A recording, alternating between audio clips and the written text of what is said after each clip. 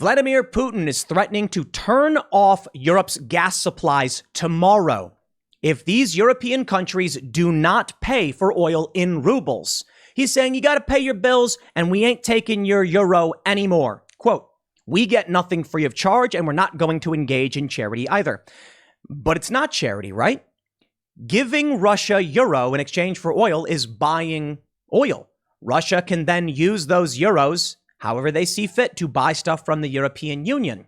It makes no sense, seemingly, to demand that Europe just exchange the euros first for ruble, then buy the oil when the same thing is what happens, right? Well, it gets a little bit more complicated. Vladimir Putin isn't just saying we want you to buy rubles first. He's saying you have to open Russian bank accounts. Clearly, this is a response to sanctions from the West. And Russia has already stated that the West has declared total war on Russia. What Putin is trying to do is bolster his financial system by forcing European countries to maintain Russian bank accounts. Now, that's a whole nother story. You got to make your deposits. We got to approve of the monetary exchange first. Strangling out Europe because Russia has powerful control over what is effectively a gas monopoly in certain areas of Europe, or the control of a large amount of the supply. They got Nord Stream 2. They've also got Gazprom running through Ukraine, and Europe is fairly dependent. But several European nations are recoiling from this. Boris Johnson saying it's not going to happen. Germany's economic minister, Robert Habeck, has said this is blackmail. You know what? I find it funny that anyone would think they're entitled to anything from anyone else, especially when Vladimir Putin has been acting the way he's been acting. Now, there are fears that cutting off gas to Europe could escalate conflict. I mean, you get a bunch of desperate, hungry people in the street with $20 a gallon gas and no food. Well, you're going to see the leaders of these European Union states agitated and worried.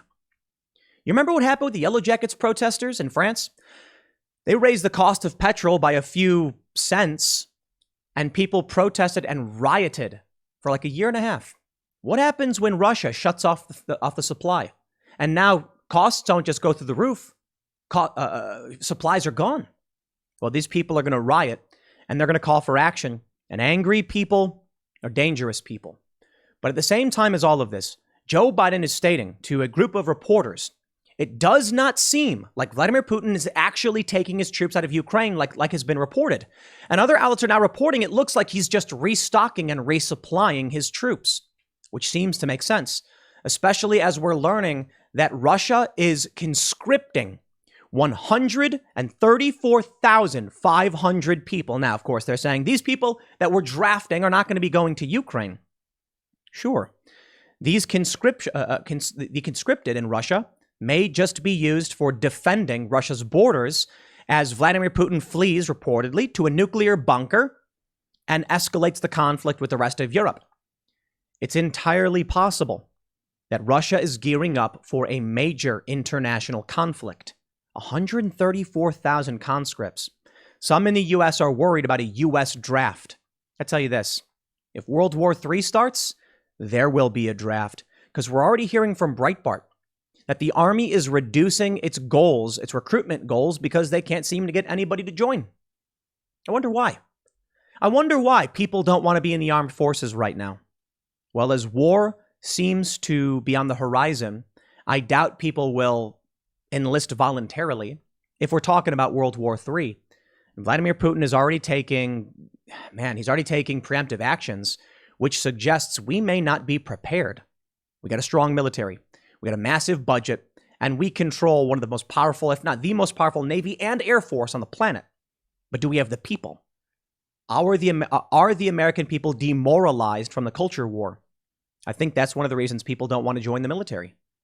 Let's take a look at what Vladimir Putin is doing and what might happen and what they're saying in Europe. But before we get started, head over to timcast.com and become a member to help support our work. As a member, you'll get access to exclusive episodes of the Timcast IRL podcast Monday through Thursday at 8 p.m. on timcast.com.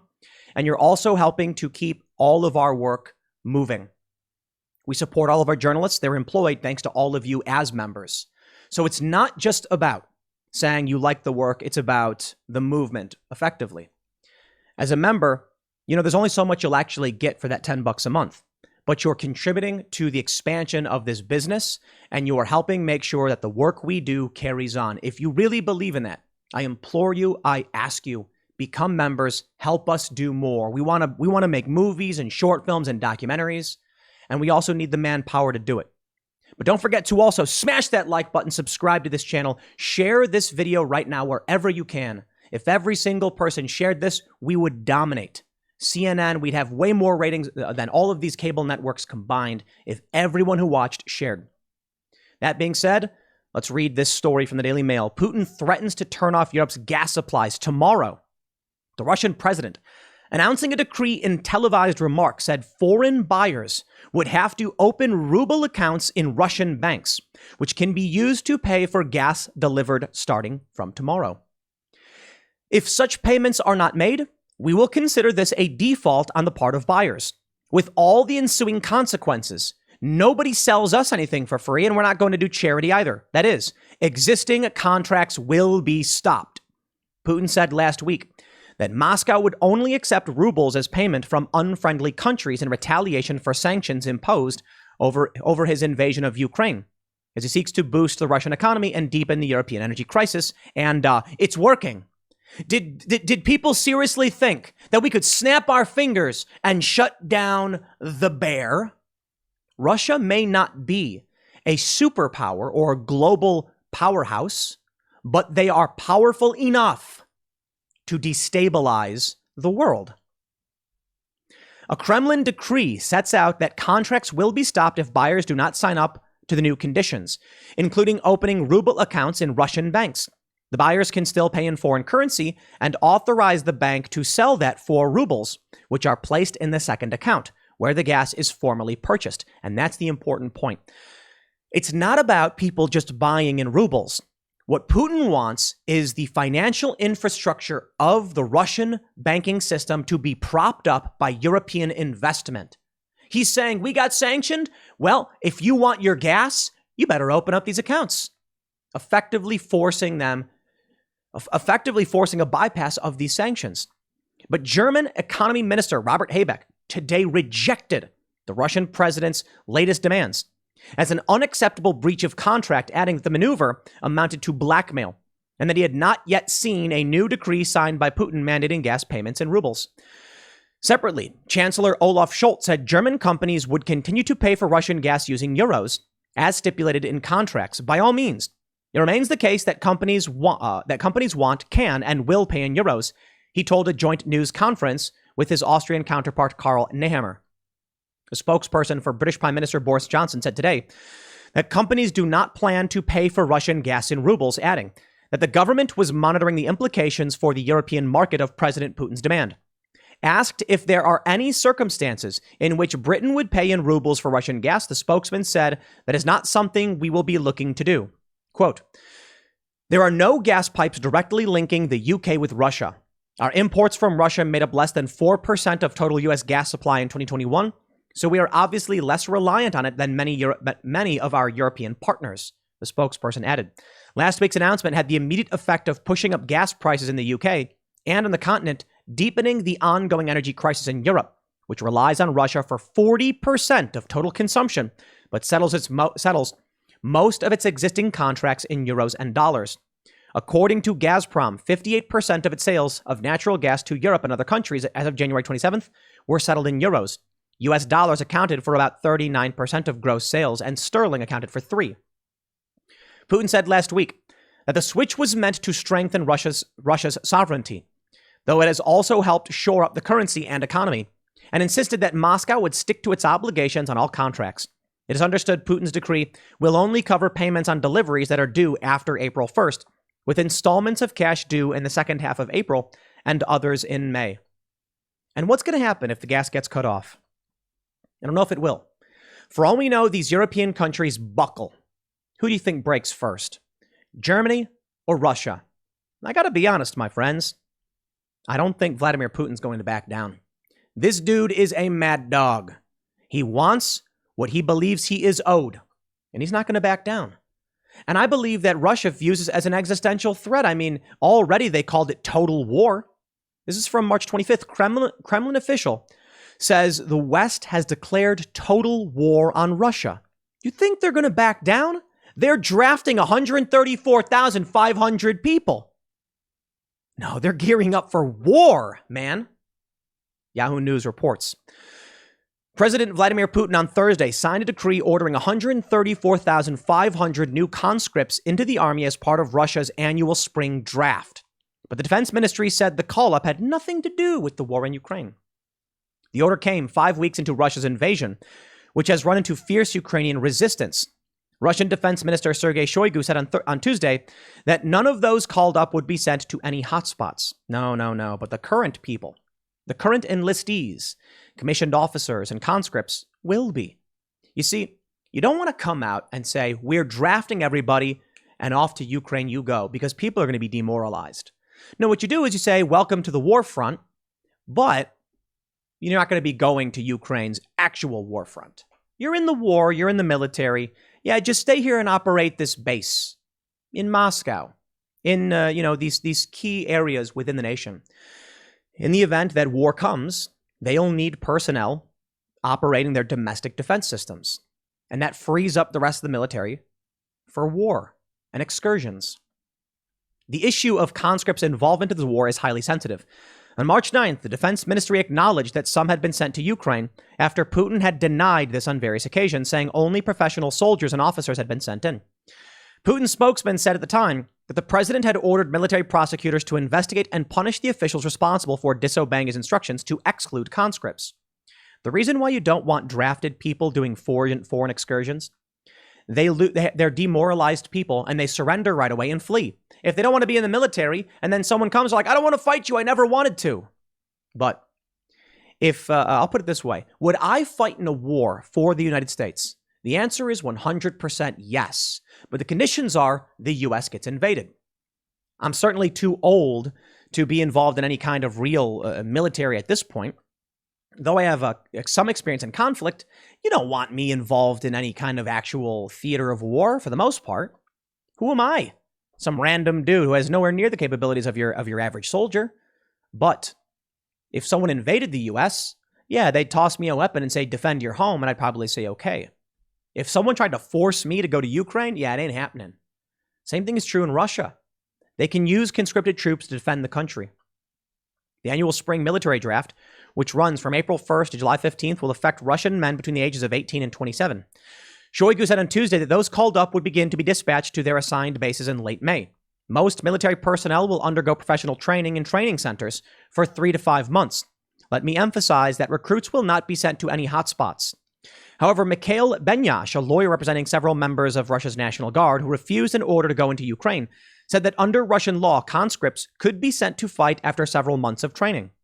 Russia invaded Ukraine on the 24th. This we get. So, perhaps is all about their plans for war. From metro.co.uk. Putin and high command hiding in bunkers amid fears of nuclear war. I did cover the story when the news was initially reported that Russia's nuclear command is hiding in bunkers. There was an announcement that they're going to be pulling their troops back from Kiev. Sounds an awful lot like they're gearing up for a missile strike of some sort.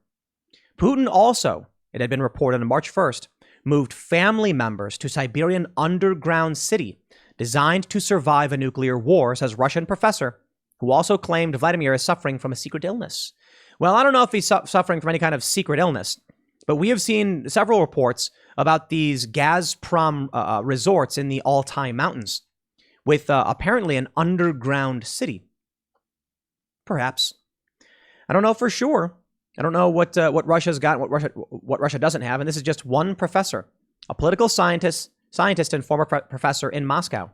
If Vladimir Putin moved his family members underground, then he fled underground, then he pulled his troops back. Now he's conscripting 134,500 new people and threatening to cut off gas. Yo, I think Putin is saying war is coming, and y'all better pay attention. NATO seems to be gearing up as well, sending more troops to Eastern Europe and staging war games in Norway. It's a powder keg, man. It is a powder keg. Just today, we got the new report From CNBC, U.S. sanctions a global network of firms helping the Russian military evade export controls. The U.S. announced sanctions on a global network of shell companies that are helping the Russian military evade multilateral bans on the sale of advanced technology to Moscow. The Treasury Department also imposed restrictions on 4 technology companies that supply the Russian military with microelectronics, navigation equipment, and satellite imaging software. Additionally, the U.S. sanctioned the Kremlin government agency responsible for developing and deploying the notorious Triton cyber attack malware, along with several of its leaders. At the center of the network is Cernia Engineering, a Moscow-based company that the Biden administration said operates under the direction of Russian intelligence services. From there, the sprawling group of companies extends outward to include defense procurement firms, middlemen, and front companies located in the UK, Spain, Finland, Singapore, Malta, and France. The U.S. put export controls in place at the start of Russia's unprovoked invasion of Ukraine in late February. The restrictions work in concert with nearly identical export bans that are being enforced by the European Union, Japan, Australia, Canada, New Zealand, Britain, and South Korea. Treasury also announced fresh sanctions Thursday on 4 technology companies that supply the Russian military with microelectronics. One of them, Micron, is also Russia's largest chip maker. The company is responsible for the debit card chips in Russia's domestic payment system, Mir, which was developed in response to previous Western sanctions. Do you think Putin is just going to be like, well, guess I'll lose?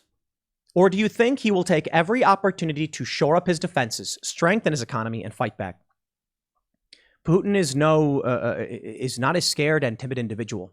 He is a ruthless man who will not back down. They started reporting that Vladimir Putin was pulling his troops back. Newsweek reports, Ukraine war, Russia's withdrawal may foreshadow major new offensives. Now we're learning that they weren't just pulling back. In fact, they're probably resupplying. USA Today reports Russia's pulling back to resupply. US says expect even more suffering in Ukraine, NATO chief warns. The Pentagon believes that the Russians are pulling back to get resupplied, not to wind down the war, said the official who was not authorized to speak publicly about intelligence assessments. As evidence of that, the officials pointed to continued airstrikes and shelling of Kiev by Russian troops. The officials spoke to reporters hours after NATO Secretary General Jens Stoltenberg provided the same assessment in a briefing in Brussels. Stoltenberg also pledged that NATO will supply Ukraine with weapons for its death grip struggle against Russia's invasion for as long as necessary. Here's another question. Do you think Vladimir Putin is sitting back as we just give all these weapons to Ukraine and is like, they're not going to war against us?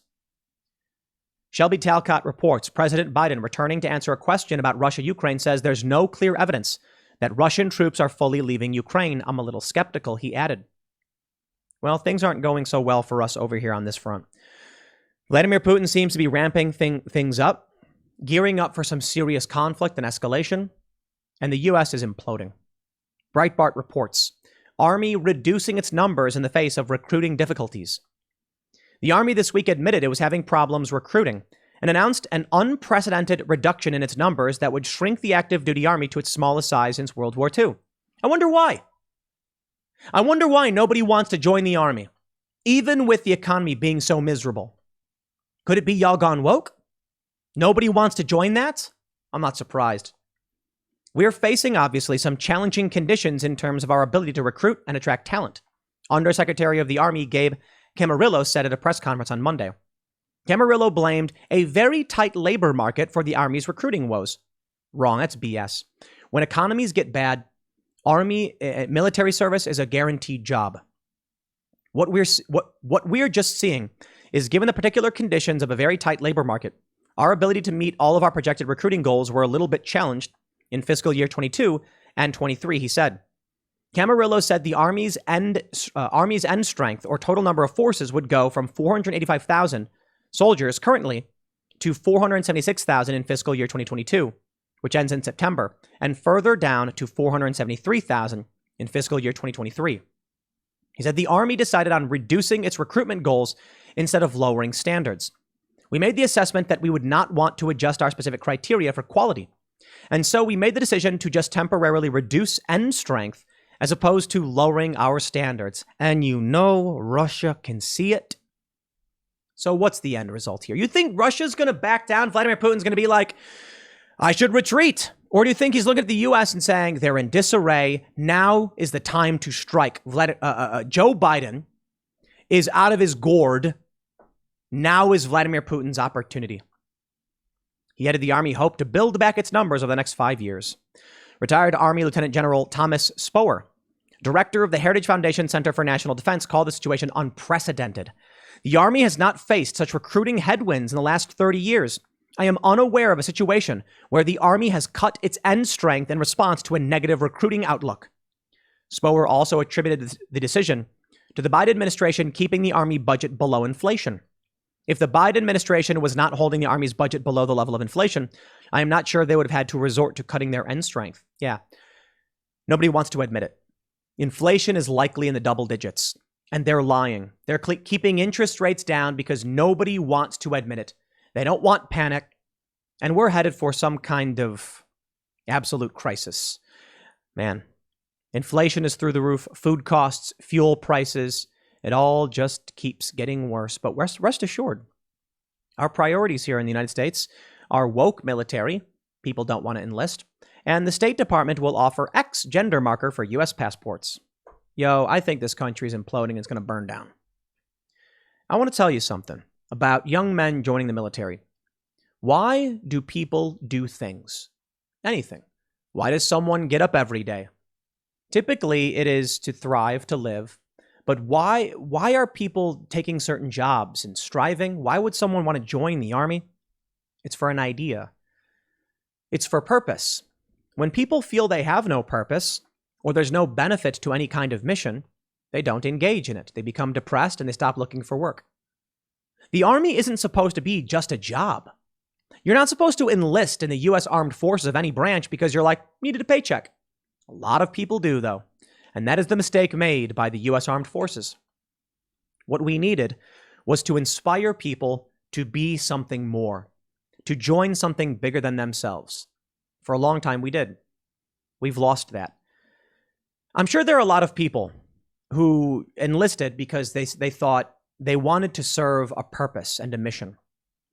But if the Army is coming out right now and saying, yeah, it's a tight labor market, so what they're really saying is they treat joining the military as a job. Well, I can find a lot of jobs that require a 4-year commitment. But can you find a mission? That's what people want. And the Army isn't offering that anymore. If you had a sufficiently ideological military, you'd have everyone begging to join. If you were fighting for a noble cause that people believed in. This is what you get with globalism or international culture or multiculturalism. There's no unifying principles. They can't espouse any singular principle because it would alienate one group, so they just go for nothing. It's work. Come get a job. Sign away your life for 4 years for a job, and not even a good one at that. Who's going to do that? Nah, you can go work at any company you want and quit whenever you feel like it. Of course, some jobs have contracts, but it looks like the conflict may be spreading quite a bit past just Europe. As we know, China has been a major threat to the United States for some time, and it seems to be getting worse. At the worst possible time, everything seems to be falling apart. The Daily Mail reports China paves the way for its first military foothold in the South Pacific as it agrees to security pact with the Solomon Islands, sparking fears in Australia and in the U.S. Secret alliance will allow Beijing to put warships within 1,000 miles of Australia. Chinese armed police and military personnel will station on Oceania Islands. In return, Beijing will protect the Solomon Islands government if requested. Key shipping route between U.S. and Australia can also be blocked. Leader of Micronesia Islands sent plea to end grave and unprecedented pact. Here it comes, baby. The Solomon Islands, just off the, in a similar region. It's 1,000 miles from Australia. Australia, the U.S., and the U.K., and I believe France, already have a Pacific Defensive Pact. So this is an alarming precedent. Now, many of you may say, I can't think about war. What does this have to do with me? Don't worry, it does. Fed key inflation gauge hit 6.4%, the highest in 40 years, as soaring gas and food prices force families to cut back on spending. The PCE index soared 6.4% in the 12 months through February. Alternative measure of inflation is the one the Fed prefers to track prices. Consumer spending slowed significantly last month amid rising prices. Soaring gas and food prices are forcing consumers to cut back on other spending. From Fox Business, chicken breast, ground beef, pork prices set to surge higher. Analysts say the cost of pricier meat cuts should level out this year. Well, your food will be more expensive, your gas will be more expensive, and all of these could create runaway inflation. When one item gets too expensive, everyone demands a raise, and then because everyone gets a raise, fuel becomes more expensive, and then you get runaway hyperinflation, and then, hey, maybe war. In Europe, Vladimir Putin could shut off gas, and hungry people are angry people, war. In the United States, that of course will impact the prices here and fuel here. And hungry people are angry people. This could be global destabilization. You'll feel it in your pocket. And you can thank Joe Biden. Joe Biden's the one who all of this foreign policy is on Joe Biden. The sanctions didn't do anything. Russia just said, okay, in response to your sanctions, we're going to strike back with economics. And now it's worse than it was before. The ruble is back to normal, and it's the U.S. that's suffering. Biden's policies have done nothing to deter Vladimir Putin. It's funny when these leftists on Twitter are like, Joe Biden is presiding over a booming economy and staving off World War III. They seriously believe that. I don't know about you, man, but I can see it. We run a business. We have a lot of expenses, a lot of costs. We can see the prices going up. It's getting scary. The impact of a timcast.com membership doesn't go nearly as far as it did a year ago, though we are eternally grateful for everybody who are members, who have signed up. We can see it, man. I can see it in staffing costs. I can see it in cost of living. I can see it in food. We've got to consider all of these things as we try to grow the business. I go to the grocery store and I can see it. I hope it doesn't get worse, but my friends, it just seems to be. Maybe Putin will pull his troops back. Maybe he is winning. Maybe Zelensky is willing to give in and give up Donbass and Crimea. It doesn't seem like it. It seems like this is just going to be drawn out into some greater and greater conflict. So what have you prepared for? If fuel is going to go through the roof, I'd recommend, emergency food, as I often have. You should probably buy stuff that won't expire for some time. And if you buy the food now, not like at a supermarket rushing out panicking, just, legitimate emergency supplies. Maybe it'll be nothing. Did the culture war turn out to be nothing? No, the culture war got crazy. People got shot and killed. Maybe the most of what we'll see is what's happening now in Ukraine. Maybe there will be some NATO clashes and some flybys and some skirmishes, but it never escalates to that point. I certainly hope, at the very least, that's the worst of it. But I can't tell you for sure because I just don't know. What I do know is that any smart person is taking action right now to shore up their defenses at home, whatever that means. I think it means moving out of cities. You should have moved out of cities a long time ago. I think it means stocking up on emergency supplies like first aid kits, water, and food.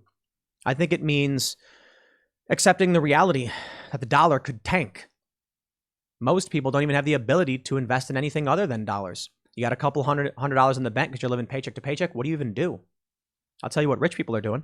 They're buying houses. They're buying things people absolutely need. But I can let you in on a secret too. What does it mean to own property? Nothing. Nothing. All of these wealthy individuals who own big property, myself included, if it really hit the fan, do you think you're going to own that land? No. Your piece of paper is meaningless. Your piece of paper today is only backed up by the cops who are willing to enforce it, and sometimes they won't even do that. Scruples, I guess. People unwilling to infringe upon your rights. But some are willing to do so. If there is some rich person who owns houses in multiple cities, and then chaos erupts, international war or civil war, you don't own those houses anymore. They'll be reclaimed by whoever's living in them, and they're going to say, get out of here. You can't do anything about it. Those lines have been severed. So it's meaningless. But hey, maybe better than holding on to US dollars, the dollar tanks. But perhaps there was someone who knew. Someone who could tell us what was going to happen. Ladies and gentlemen, I give you one of the funniest stories I've seen yet. End of days, Nostradamus made chilling prediction of World War III in 2023 after correctly foreseeing Ukraine conflict this year. Spare me the US, son. I don't buy it. There's no evidence he said anything about anything. Nostradamus, it's just silly, but this is why I would like to wrap up on silly. If this is the best they have to offer in terms of definitive statements on war, okay, I'm fairly confident we're going to be all right. We'll throw a pizza in the oven, and I think we've got much less to worry about. According to the interpretation of his prophecies, he suggested the prospects of a third world war. Nostradamus wrote 7 months of the Great War, people dead of evil doing, Rowan, Evro shall not fall to the king. Get out of here talking about France. What are they even talking about? The French city of Rouen, however you pronounce it, sits 125 miles from Calais. It would appear that not all places would be directly affected. You know what they did here? They found a quote from Nostradamus about war and applied it to today. That's what they do every single time. You don't know what year this has a reference to. It's silly nonsense. People love pulling up Nostradamus. I find it hilarious. Okay, we don't know what's going to happen. If you're a smart person, you'd take precautions to make sure that regardless of what happens, you'll be okay. Don't waste your money on ridiculous things. Don't build a 30-year nuclear bunker. Well, I mean, if you can, but, decide for yourself what's right for you and your family. Hopefully tomorrow the gas keeps flowing. I think it will, but we'll see if Putin is going to call their bluff or they're going to call his.